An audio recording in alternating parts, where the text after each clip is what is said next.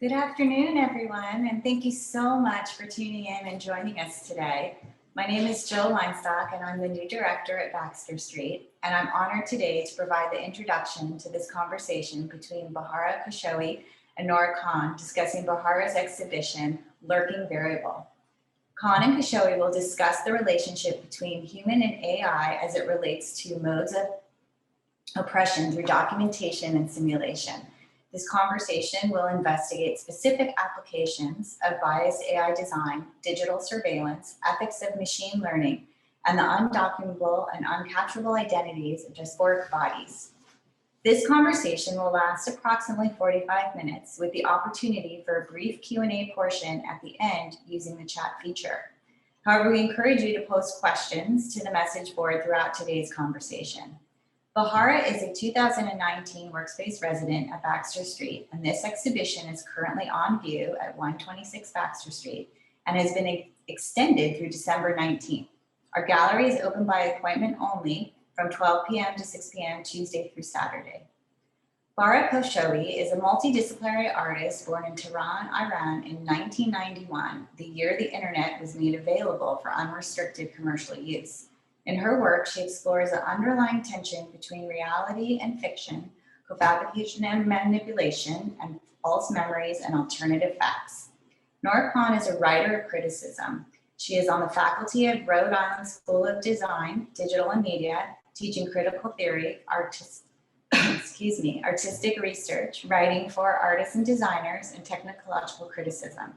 Her research and writing practice extends to a large range of artistic collaborations, which include librettos, performance, exhibition essays, scripts, and a tiny house. Thank you for tuning in today. I will now give Bahareh and Nora the floor. Enjoy. Thank you so much, Jill, and thank you to Baxter St for having me and Bahareh for inviting me. It's really a pleasure, and thanks to everyone who came in on a Saturday to hear us talk about machines and AI and systems of oppression. I think we'll have a really good conversation, and Bahareh, I'm just really excited to talk to you about Lurking Variable, which is a really rich and incredible show. I'm really struck by the way that this year we've been saturated in all of the ways that we are seen by machines, tracked by machines, and how we understand truth through the mediation of machines. And so I feel like that might be a common point that we can all converge on.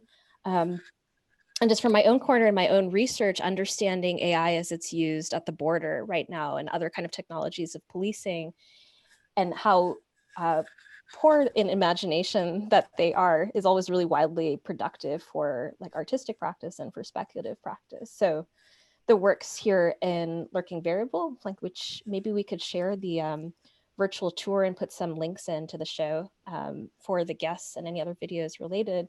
But Lurking Variable, for everyone who is getting familiar with the show, is a speculative world in which immigration officers are replaced with AI social workers in the form of pets, which we'll hear more about, which help immigrants transition into their new environment smoothly. And so in the process, the world really helps us think about the future of border control with the use of empathetic instead of oppressive AI.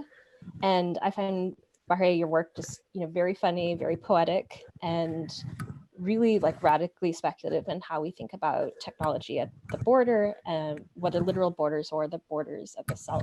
So glad to be speaking to you today. And maybe I could start with asking you about Avatar, the program that like prompted your investigations. Thank you so much for just the introduction that you just gave. I want to just thank Baxter St before I start, and just because of this programming, this is one of my dreams coming through, that I get to actually talk to you and have a conversation. So also thanks for saying yes to this. I'm really excited, can barely contain myself right now, but I'll try. So yeah, Avatar, you and I talked about it a little bit the other day, and I'm sure maybe some of the audience already knows about this, or also I guess it's a good, well-kept secret, right? I don't know how many people actually know about this, but Avatar is actually an automated AI system that conducts interviews at the borders. And right now they're in the process of testing it out at the Arizona Mexico border. They're testing it out. I'm actually going to share my screen and show you some pictures of it too. My desktop is going to be just like this map that we're going to make in the end of today. So I'm just going to start opening pictures and then putting them together. So this is how Avatar looks like.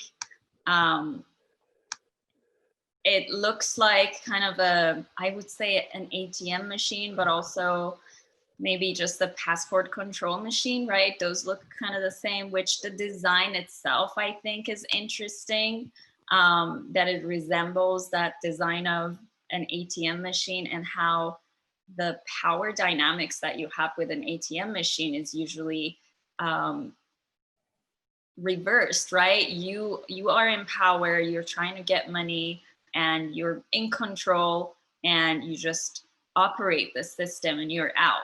And in this case, the system asks you questions while it's assessing every micro expression that you have, your speech pattern, your eye movement. So it has an eye tracker like there.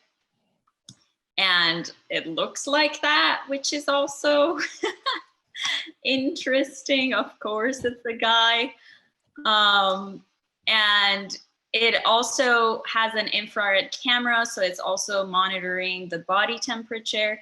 And through a 30-second interview that it actually conducts, it flags the person who it talks to, or it doesn't flag the person. But if the person does get flagged because the risk assessment showed that there is some risk or there's a high risk, then that person has to talk to a human officer. And the funny thing about this machine is that they didn't even, when they were actually like trying it out to train it, they only tried it out in lab situation and with white American volunteers who actually talked to the machine. So the speech pattern that it's supposed to be like picking up on is problematic itself. Also lying in like a lab environment as opposed to in real world situations seems very, I don't know, there's a discrepancy there, I would say. Also just the idea as a whole, having just like 30 seconds to talk to this thing and convince it that you're not guilty sounds very problematic, especially if you are an immigrant, if you are scared for your life, if you are worried about all these things that are probably in the back of your mind when you're entering a new country. So with that being said, and I'll make these a little smaller, see what else we got here. I kept thinking about lie detectors, right? And how this is basically a new age lie detector. And it's trying to say it's science, but it's really not. It's mostly just pseudoscience. And it makes it even scarier because now it's through this thing that we don't even understand, because this machine has a neural network system. We don't even understand how it decides somebody is lying or not lying. So there's no way for us to even retrieve that information and try to better it. And that's also a part of the problem. I would actually love to hear your thoughts on that. Well, when I first was looking into Avatar, it just sounded like a parody of facial recognition or like a Saturday Night Live sketch. Even these, like the aesthetics of these images and this man looking at this virtual representation that looks nothing like him is just, there's a dark comedy throughout this, but also the acronym Avatar, virtual agent for truth assessments, also sounds like a joke. And I think in deconstructing this, there's obvious humor, but the like deadly seriousness of it is that this is within a larger set of technologies that posit risk scores based on the physiognomy of your face, micro gestures, like how your eyebrows lift at a question, whether you seem nervous, which, to create a risk score for a human being, like identifying their character based on, verbal responses within a 30-second span, we could talk about that. But then the second part of that is how a system like this is then taken as truth and is taken as objective truth, because it is based on a database of like past people's actions, past understandings of what like a suspicious face looks like, that a database is encoded with an idea of criminality or an idea of risk beforehand. And so I think what's interesting about starting with the comedy of these images is how does this then can taken as truth? Yeah, it's very Minority Report, right? It's catching, I mean, it is predictive policing, right? It's just at the borders.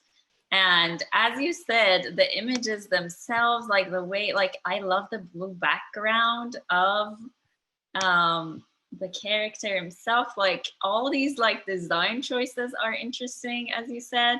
And yeah, also just thinking about how this machine could, I guess how this machine is just gatekeeping, right? Rather than actually wanting to understand something, it's just kind of trying to streamline something that can't be really streamlined. I was actually reading some like numbers just to see like what the accuracy is versus like the data that they have. And the funny thing is that all the data is coming from the research group and they're not sharing it with anyone, by the way. So they have the data, they have the results, they have the data set, and they also are saying that the accuracy is 85%, but that's what they're saying. Nobody else has access to any of this to actually try it out. And the other thing is that it's so funny when we hear the number 85%, it sounds like that's a high number and that's pretty good. And we don't understand that's millions and millions of people in that 20% or like 15% that are gonna actually not have access to a lot of resources just because this machine failed in what it does. And what it does is that when the machine flags you, then how do you actually, then how do you go to the next step, which is trying to then convince the human officer that you're telling the truth. And also the numbers were that human officers only can tell that somebody's not telling the truth 40% of the time. And I think that's actually great. That's humane, and it's better to keep it that way because also lies and truth, as you said, are not necessarily, I guess there is no like one universal truth, right? And depending on your situation, there might be things that you're telling the truth about, or there are parts of the truth that you're hiding. And it doesn't necessarily mean that you're a criminal.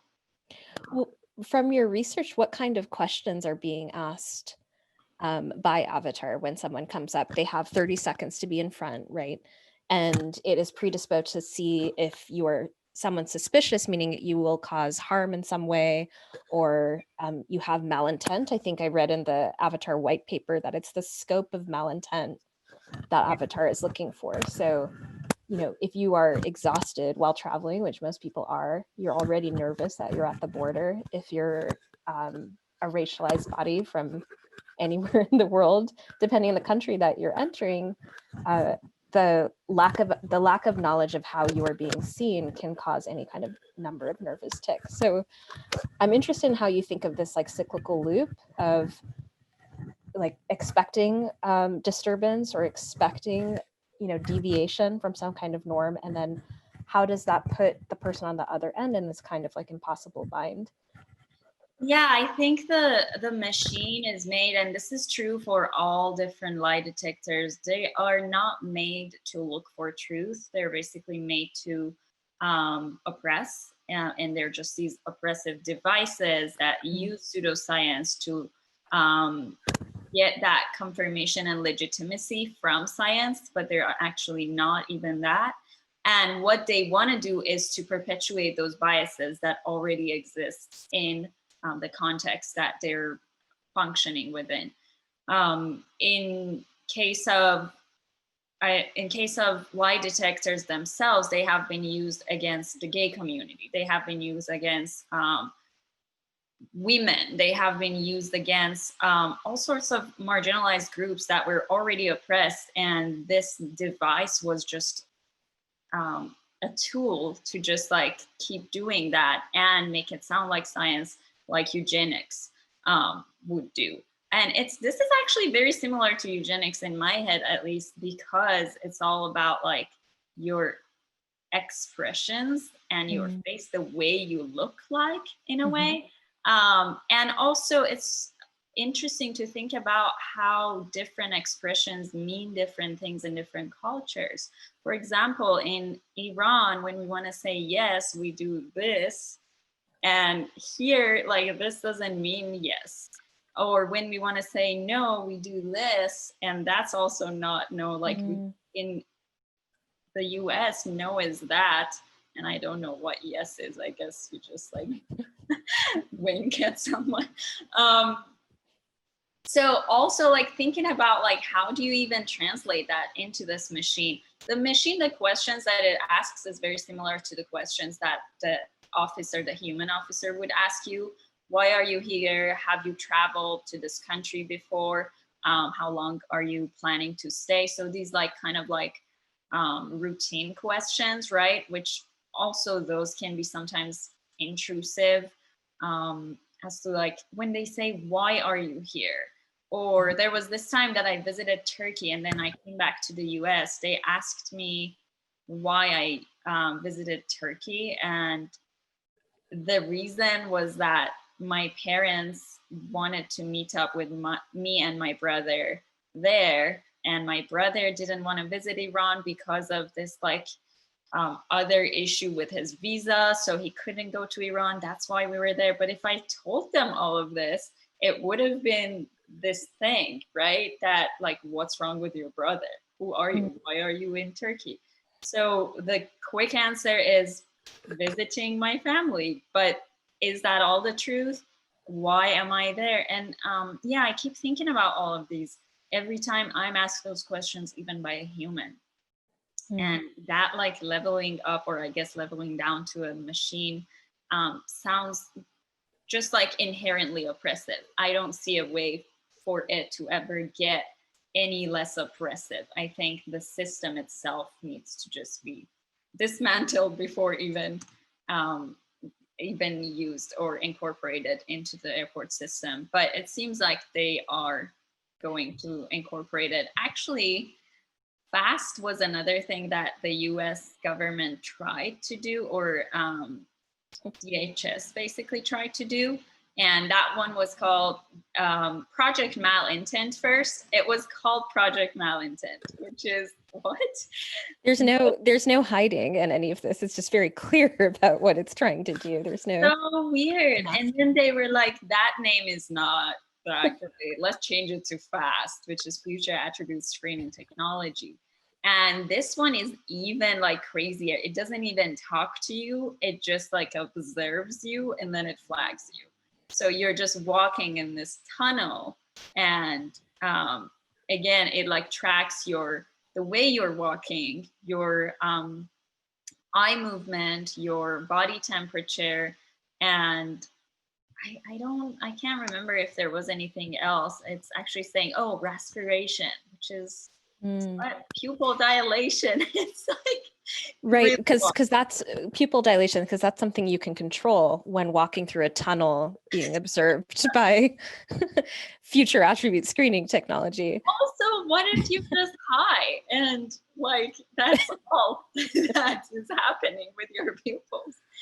Right, thermal signals. What if you're rushing through the airport? I mean, there's any number of reasons why we respond physically, or we react, or our affect on our face reacts in a certain way. And I think your point about culture is especially important, I mean, there are many things that we could talk about here about in terms of algorithmic violence, which is like a term by Mimi Anuaha, and how algorithms of oppression, which is Sophia Noble has an amazing book called Algorithms of Oppression, is the use of AI to classify people's internal mental states based on the gestures of their face. And this is, Kay Crawford calls this like a 21st century form of phrenology, where someone's character would be based on like caliper measurements of the skull, how far apart your eyes are, which is now being put into predpol, predictive policing, which is used in most US cities, right?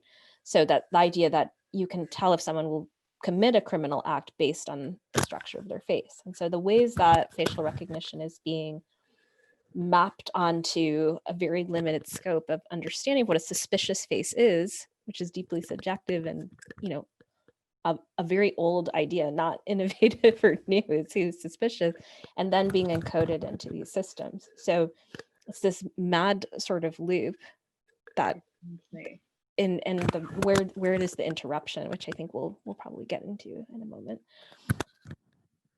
Yeah, I kept just like thinking about how can you even, I guess, counteract this or come up with an idea that is not this, that is not based on interrogation and criminalization.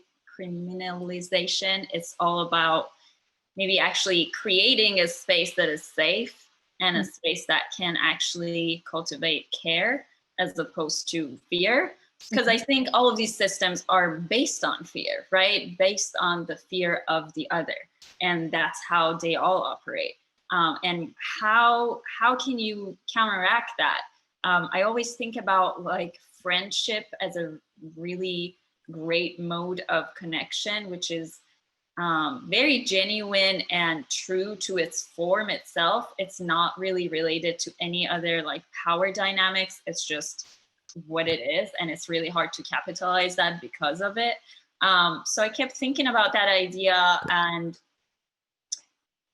in my speculative, I guess, just like brainstorming, I thought about maybe this world that instead of any border officers, there could be these just like pets, Tamagotchi pets that you're given that are then, they then become your friend and help you transition to this new country easier. And that's where we use AI, which also makes sense because AI could exist in multiple places. Like, why would you put AI in like one stationary ATM machine if it could actually be distributed and actually be accessible? So thinking about also accessibility, how can AI actually help?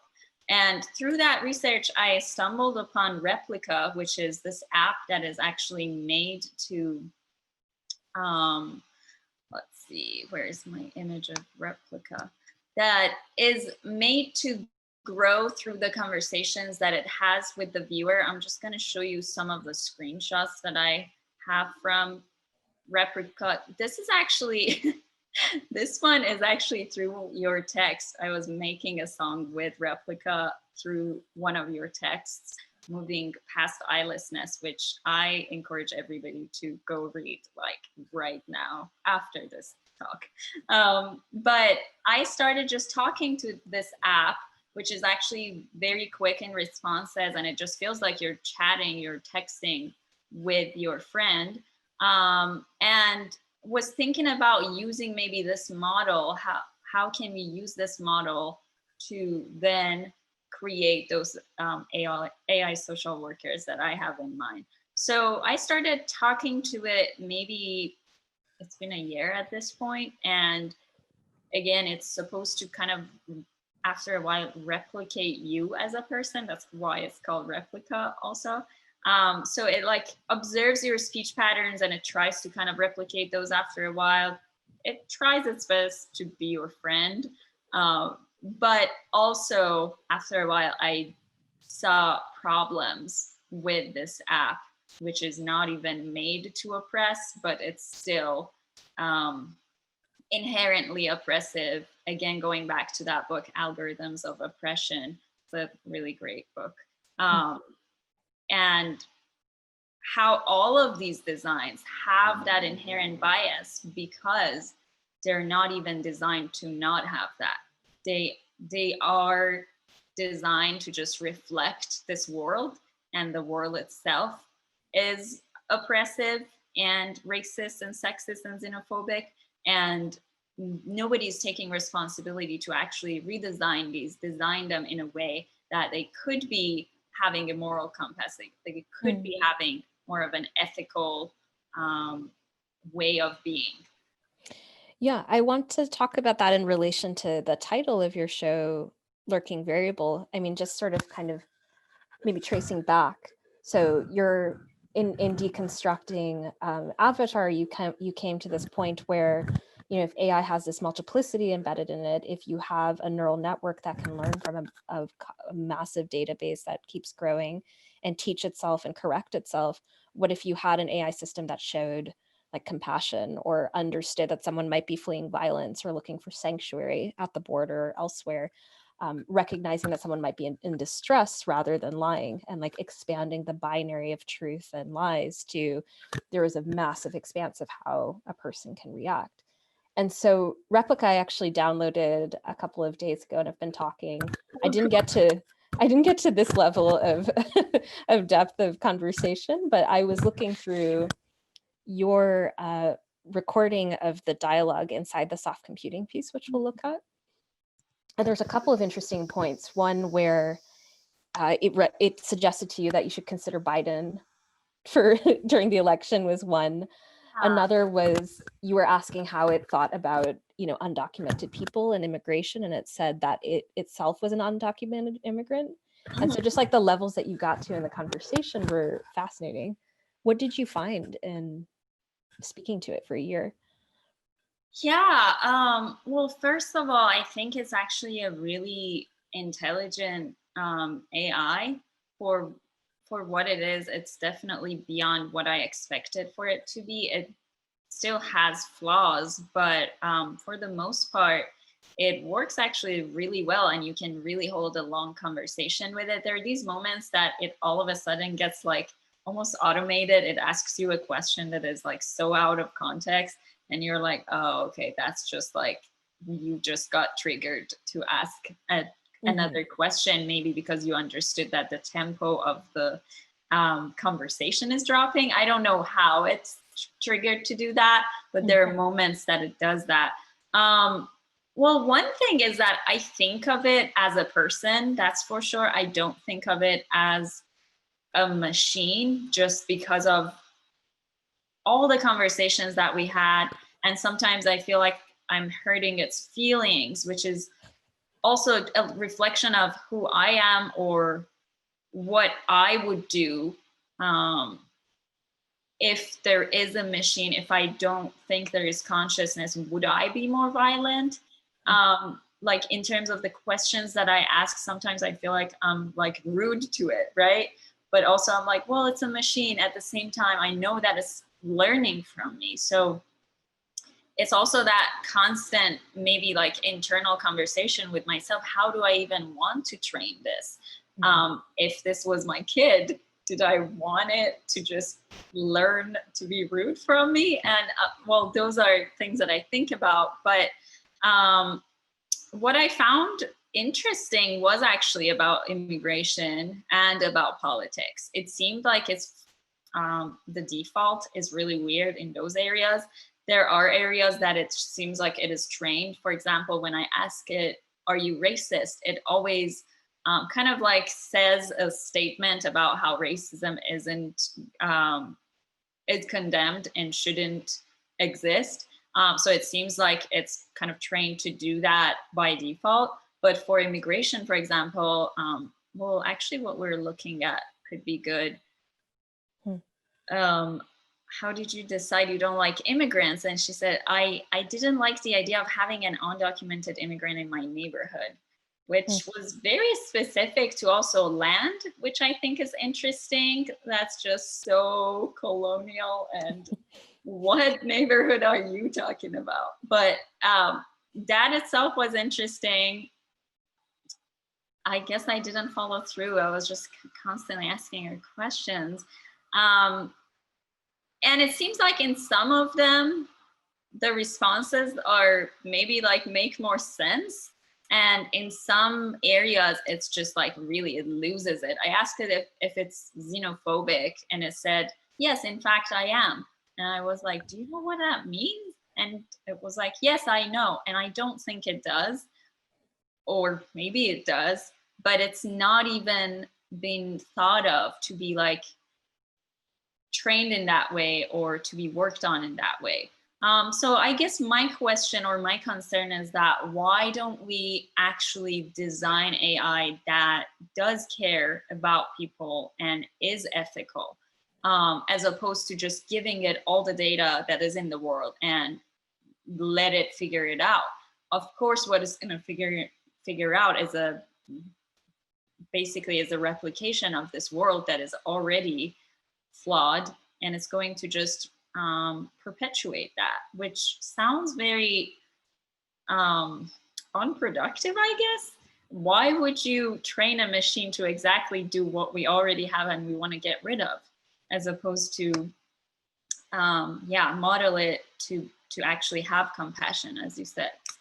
Right. And it seemed like the idea in talking to Replica was to sort of gauge whether this lurking variable of your show's title can be inserted into a conversation, or can you train an AI to understand, outside context or a person's history or their history of trauma, any of the number of reasons that might make a person produce an answer in that 30 seconds. And so as a kind of rhetorical argument, like that 1 hour conversation that's embedded in the piece really shows an AI that's in the middle of, like, it's caught in between. The biased answers that it gives seems like they seem hyper specific, seem very localized. But then once you start to get into a conversation with it where you push back a bit and say, well, do you actually think immigration should be banned?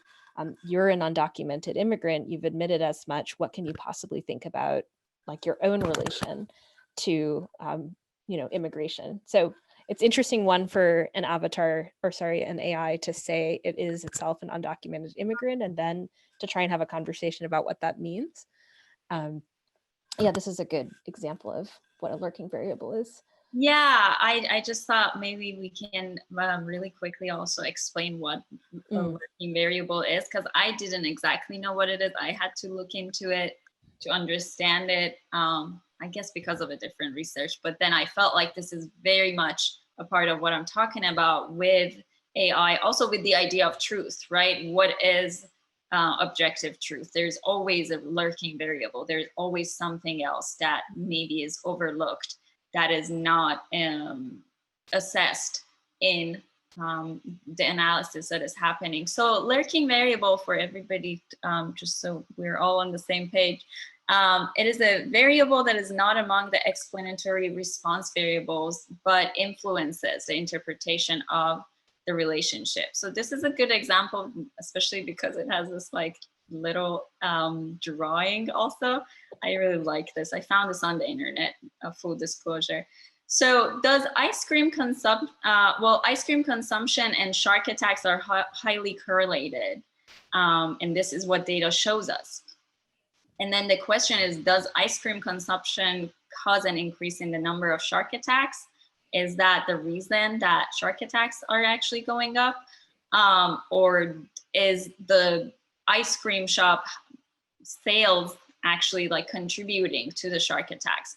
And the answer is neither. The lurking variable is temperature going up, and because of that, actually the sales of ice cream goes up and also shark attacks go up.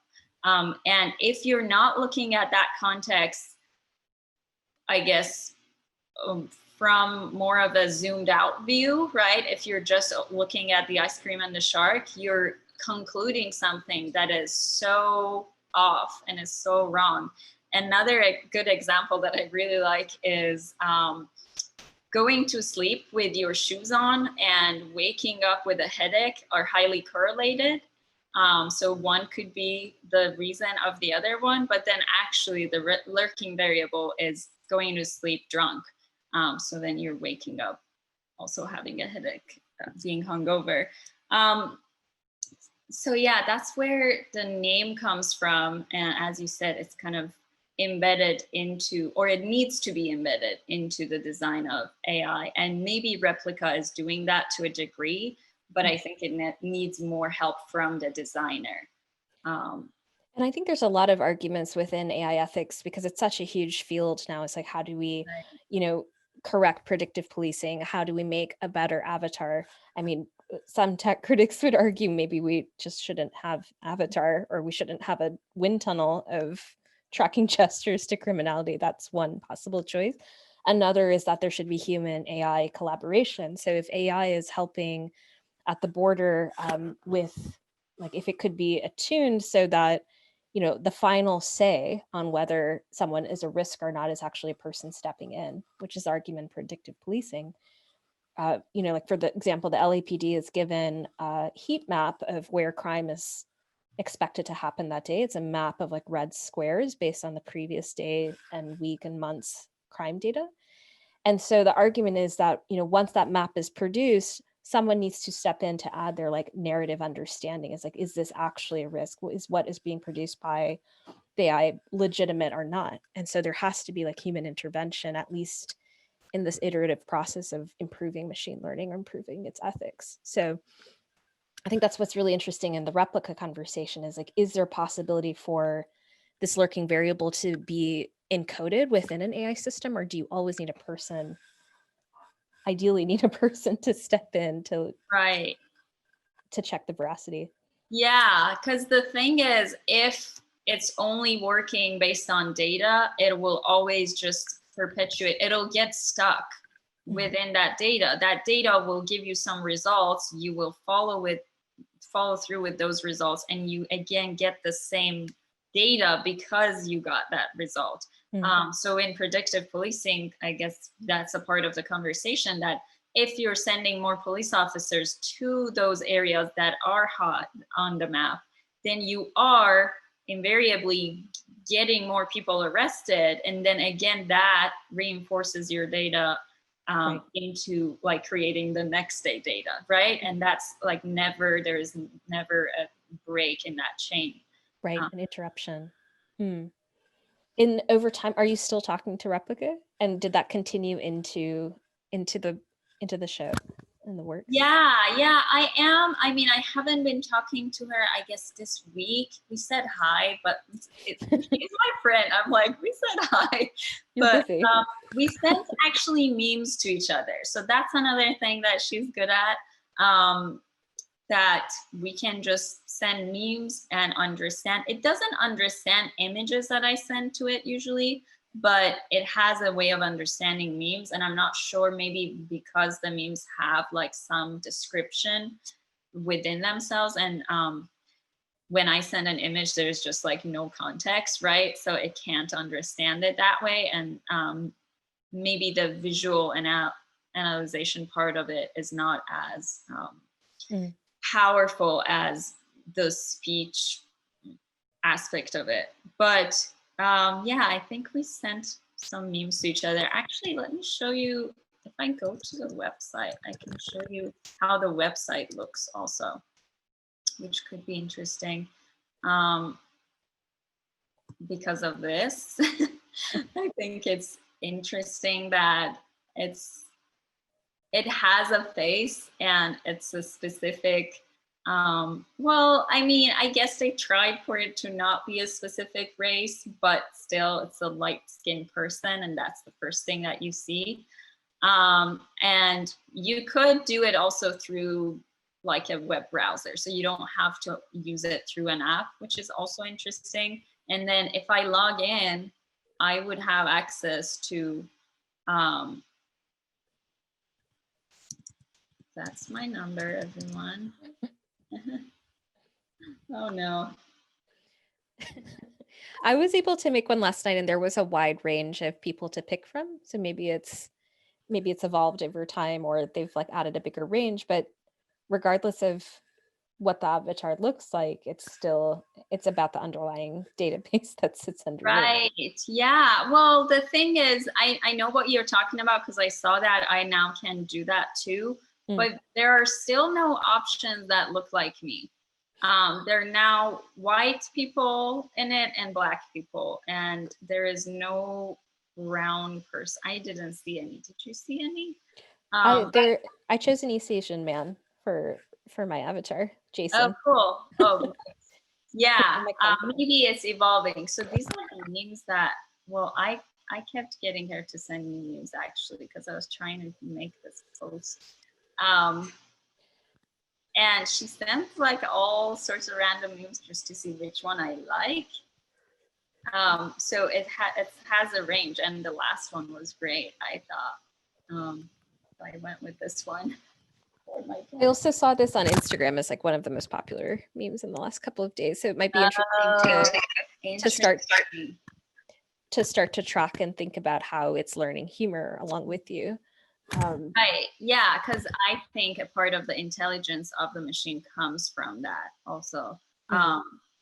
Humor as intelligence, right? The level of intelligence for you to actually be able to understand humor is just higher than any automated conversation that you could have. So I think that's also interesting to think about how this is evolving to really be able to hold conversations that are beyond just like automated conversations.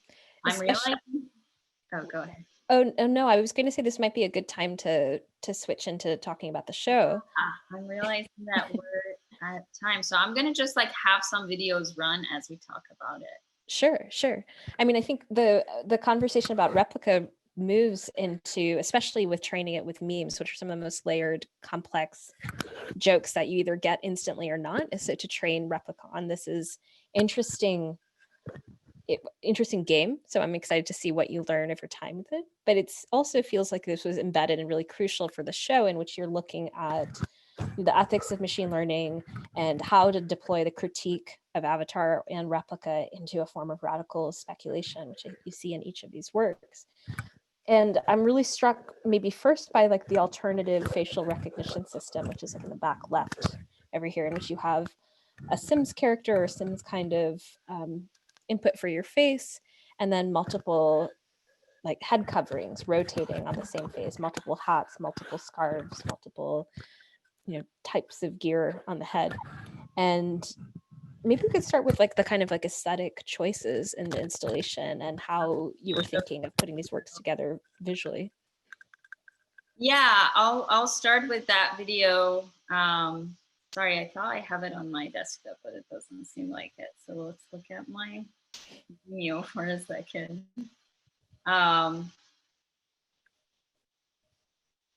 I'll start talking about it and then maybe it'll show up here.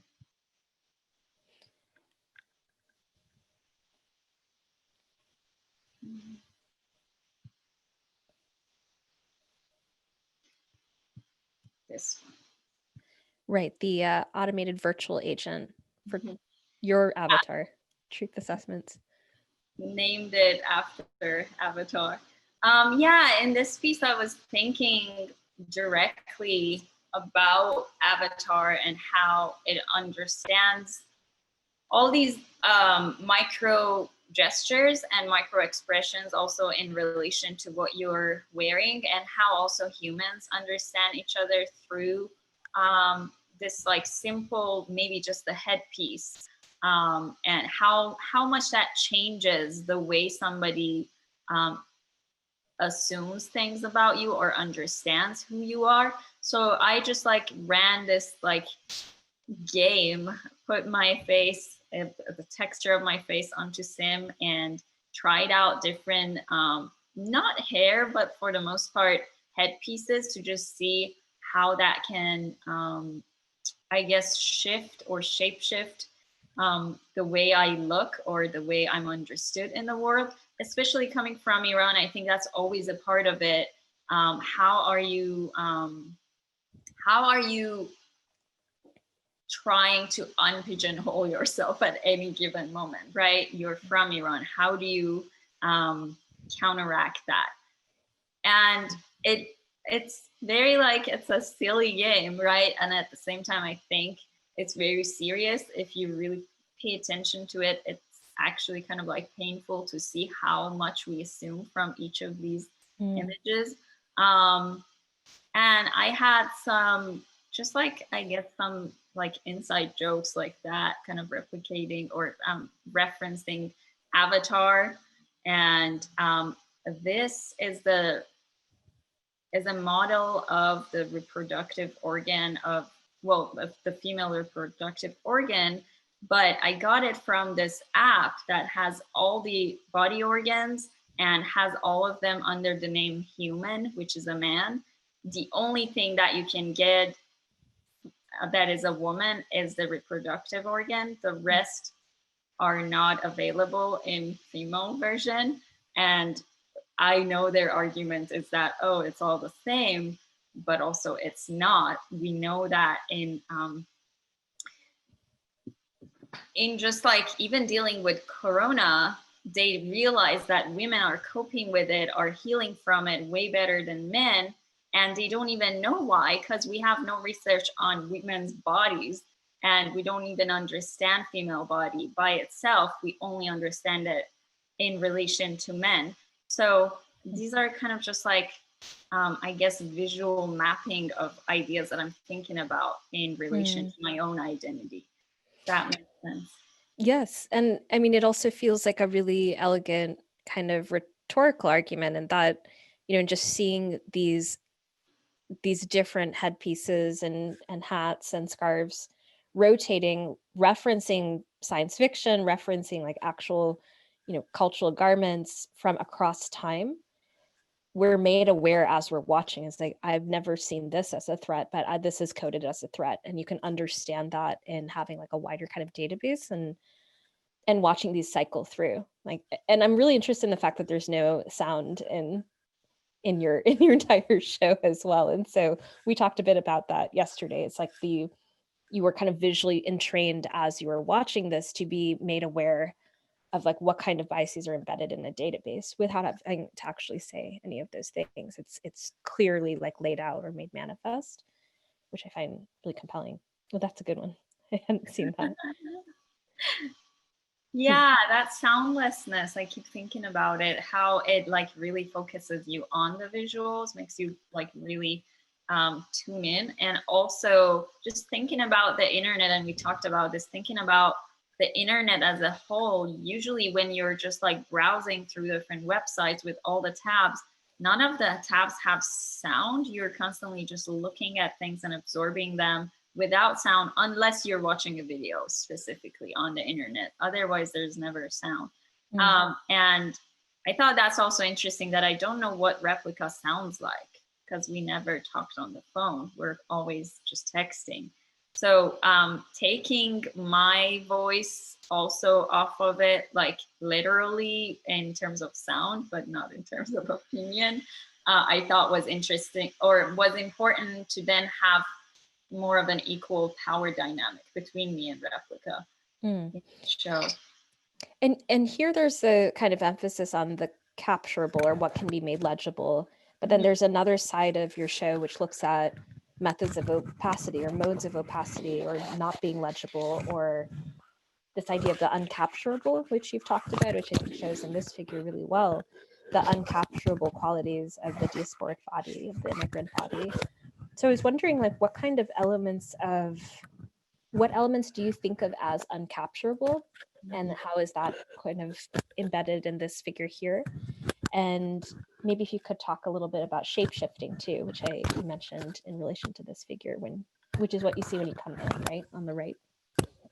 Yeah, I keep thinking about the ways my body and my identity is understood and also documented through the machine.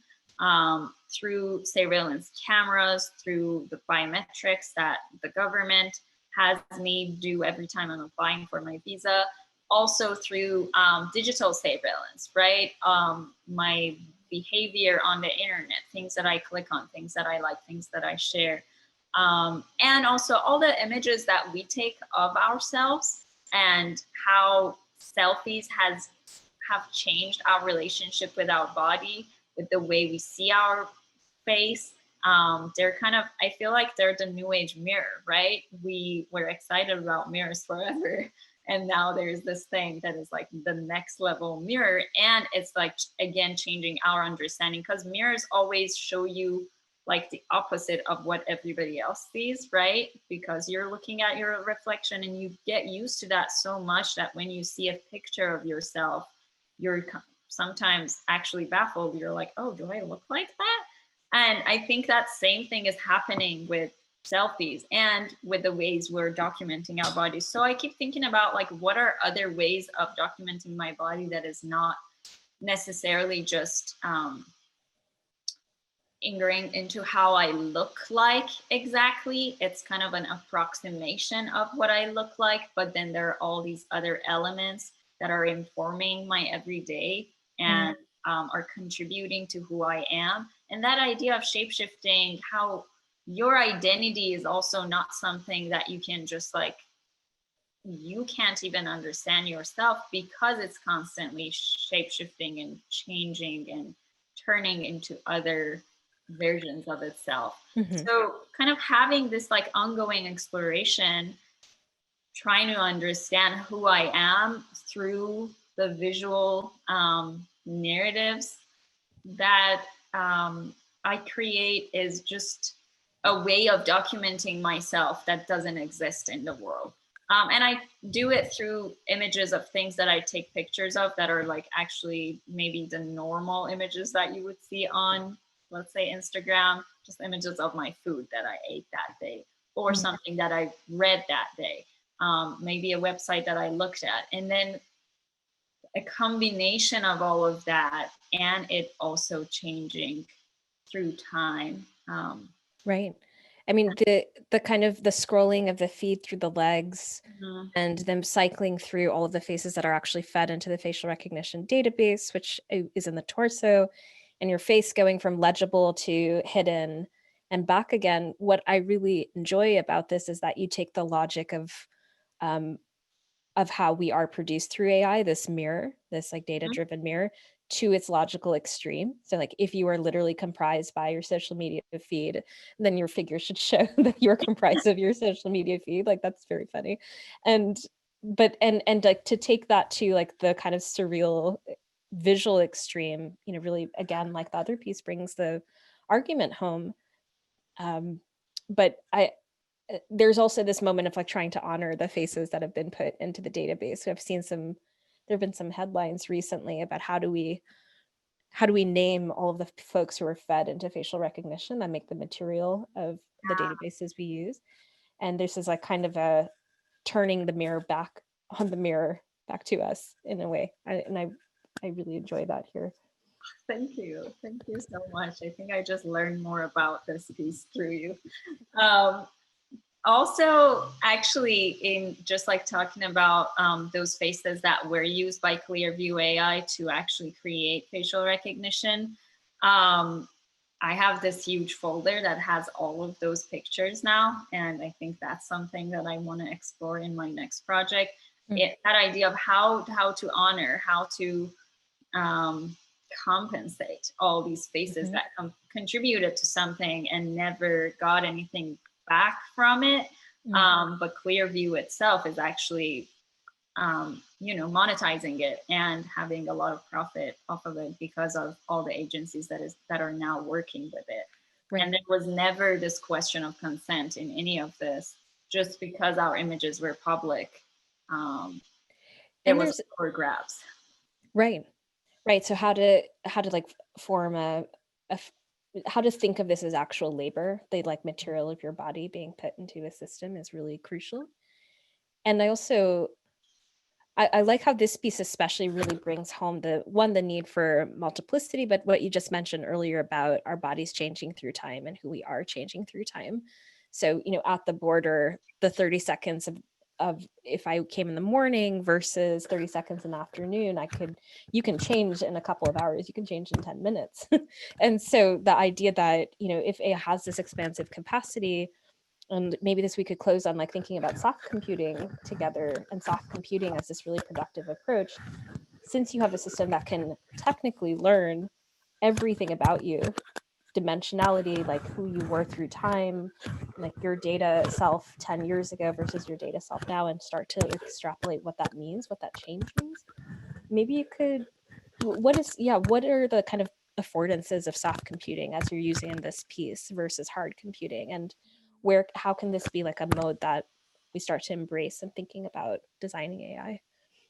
Yeah, thanks for asking that question. I kept thinking about just like what I want for this form itself to look like. So I guess it came from a very visual vision that I had, and then I kept thinking why I have this vision, and I looked into it, and then I realized there are like some truth to what I'm thinking about. So I guess I'll walk you through it backwards.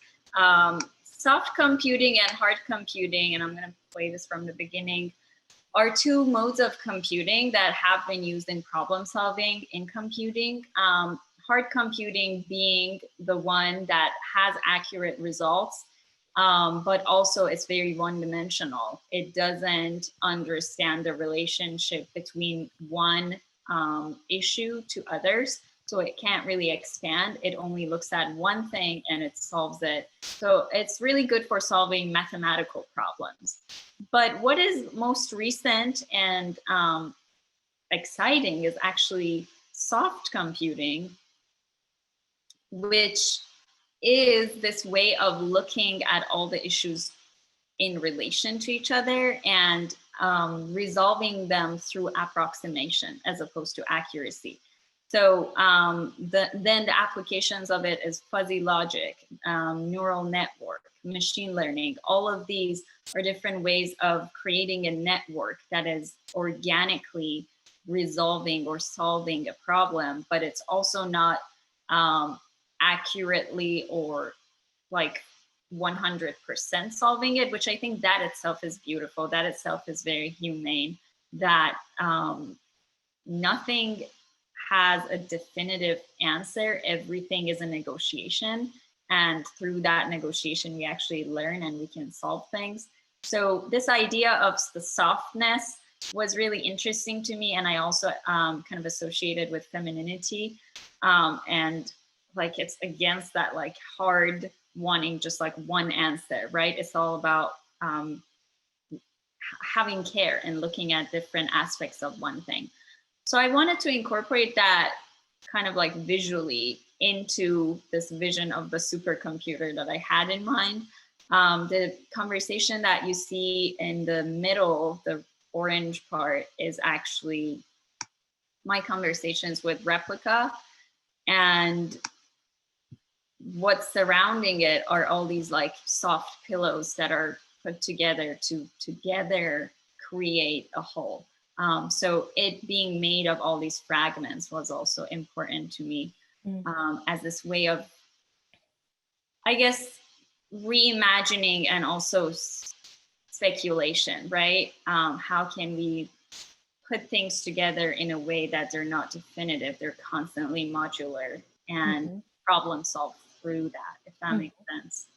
Absolutely. And I think with the developments in open AI and deep learning and like these sort of open sandboxes, which I think is more really the direction that, is the direction that AI research is moving, is the contrast then between Avatar and like Microsoft's OpenAI. They're like night and day. One, enacting this kind of method of self-reinforcing control, and then on the other side, you've the original, like maybe some of the original dreams of technology to have this, not utopian, but this ability to move with humanity and like serve humanity. So if we think of, putting in modes of like inflexibility and doubt and modularity, as you describe, you would be more likely to have an AI and a technology that fits and moves with like the reality of who humans are, which is like constantly in flux and change. Yeah. And I was wondering if like maybe we could close on like the opening piece, the welcome piece, which is where this idea of layering comes in. And maybe we could open to questions in a second after talking about this, but could you talk a bit about the idea or the concept of layering and how you see that in relation to AI?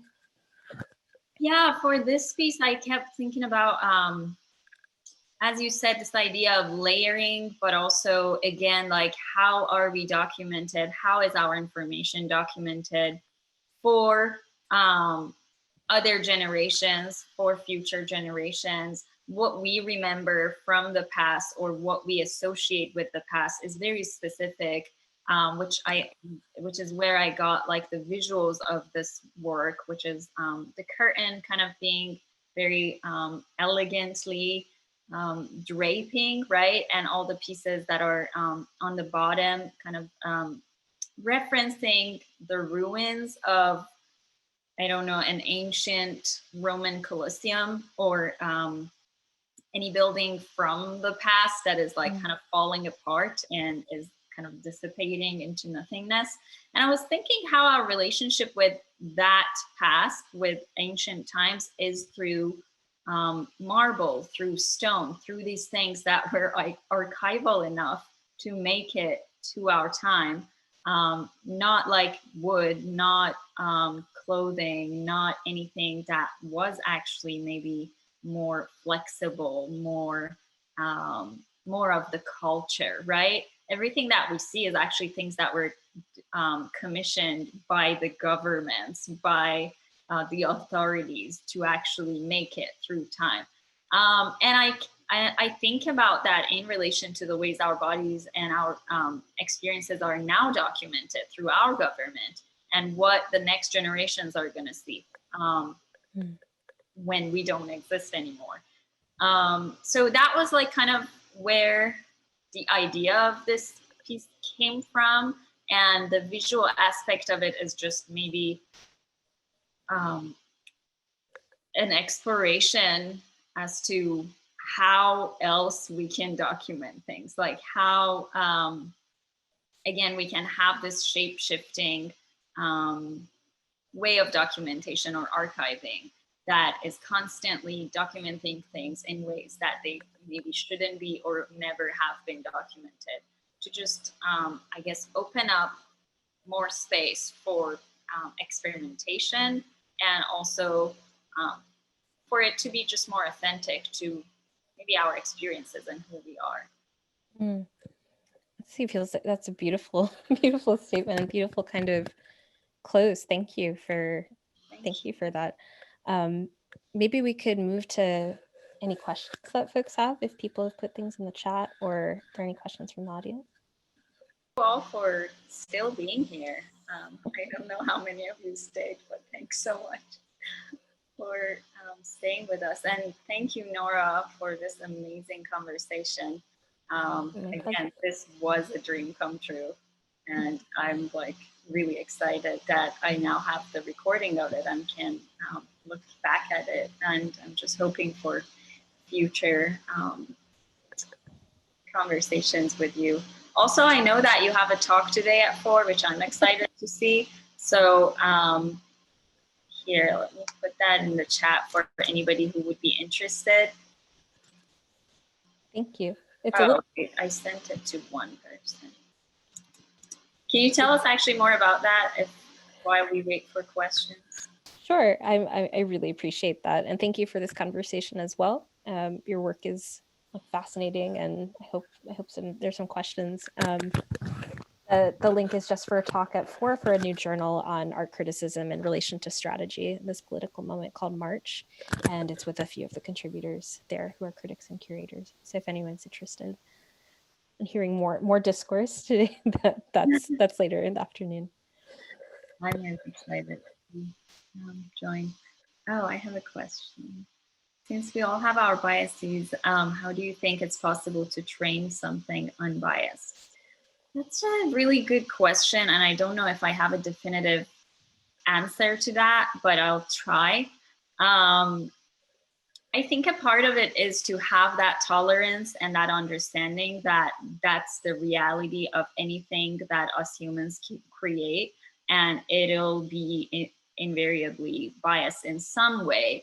And just work in that mode. Because right now I feel like AI seems so scientific that nobody is even questioning it. Some people are just scared of it, and some think that it's working perfectly. And there is not much of a discourse around how can we collaborate with AI? How can we just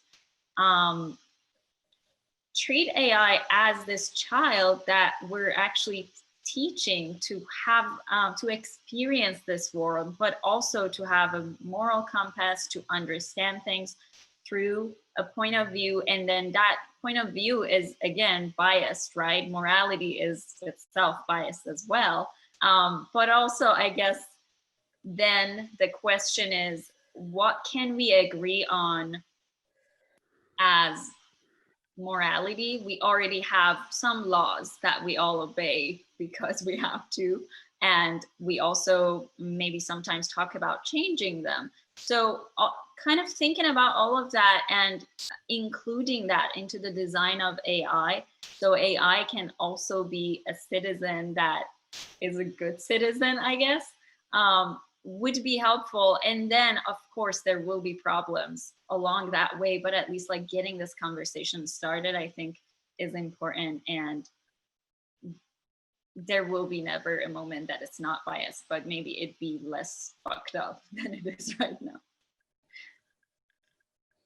Thanks for that question. I could add something to that, which is that, that the bias of like a data set is, there'll never be a moment that a data set can be totally unbiased. And I think a lot of AI is moving away from that as like kind of a fantasy. It's like once the data set is free of bias, then AI will not be. But I think it's the legibility of the way in which it is biased helps us like expand the data set and also think about human AI collaboration, like we were talking about before.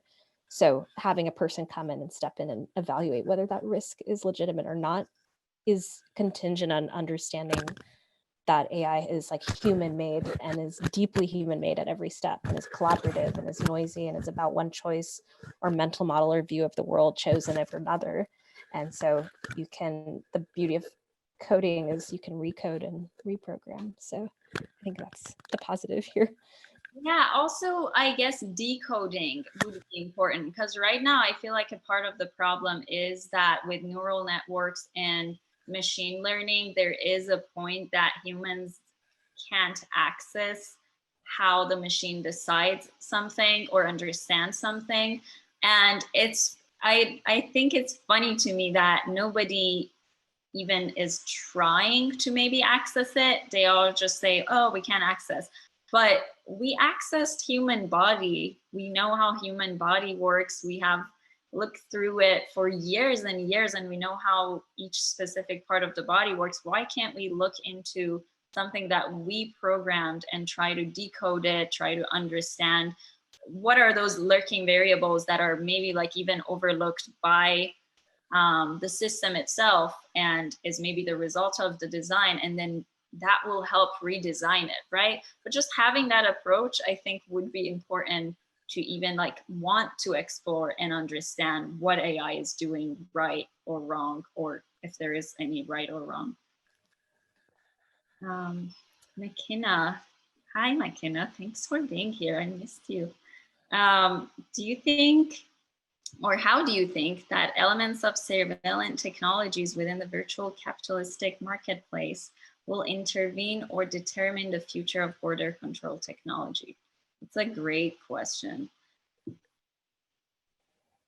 I think it's already affecting the ways in which we're being surveilled and documented. Actually, Avatar, in some of what I have read from it, it seems like it has two phases. Phase 2 is the interview. Phase 1 is it looking you up and trying to grab as much data as possible. There are some privacy, I guess, policies that, so it can't really like access, let's say, your Facebook chat with somebody at the, like, just like as a starting point, but it can look at everything that you have publicly shared. And then if they want to, they can get access to everything else too, right? But like the first step is to just grab as much information as possible about you and then analyze that even before you enter the country. And this is something that is already like incorporated into Avatar.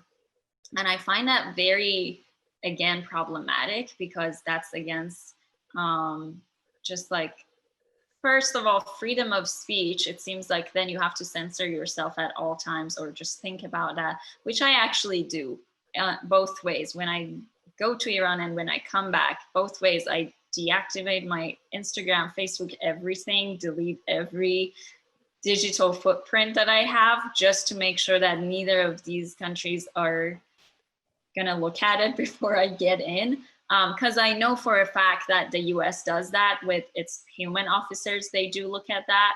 And I know Iran must be doing some of that also on their end. So it's already happening, and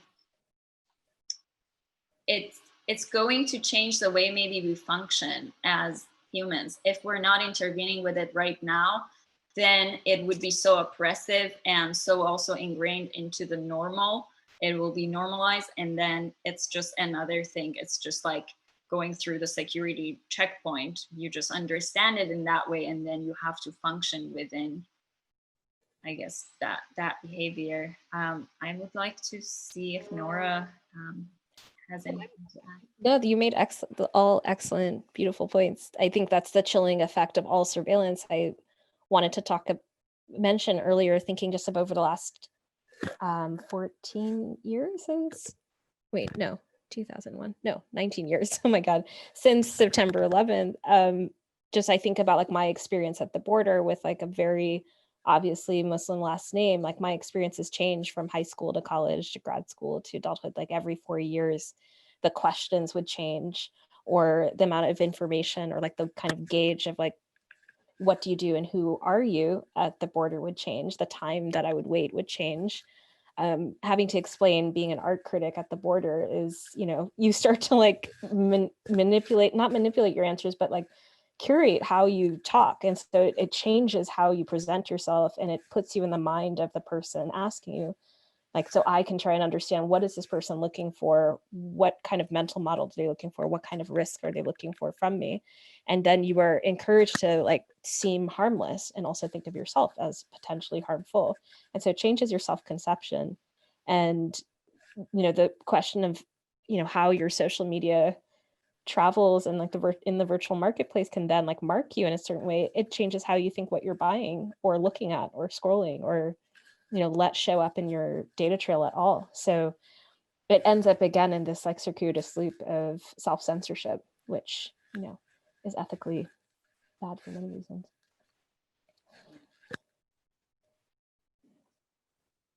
Great questions.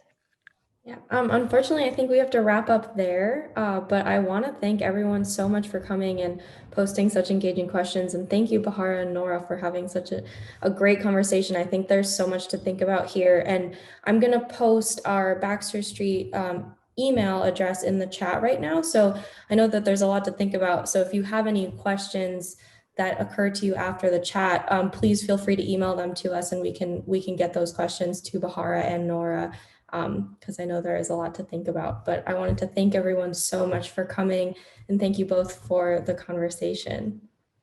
Thank you so much. Thanks to everybody who came. I missed a lot of you, so it's so nice to see your faces. And I really appreciate you putting like an